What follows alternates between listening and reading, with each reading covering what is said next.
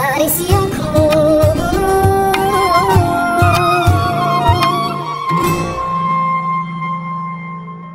Ayrılık zor biliyorum, belki hala seviyorum seni. Her geçen gün biraz daha fazla kırılıyorum, yoksa bir sorun yok mu bize? Yanıyor içim, bu nasıl acı? Nasıl olursun bana yabancı? Yüreğime sanki gözlerini kırdın. Ölüme bırakma, bir çaresi yok mu? Ayrılık zor, ayrılık zor, ayrılık zor.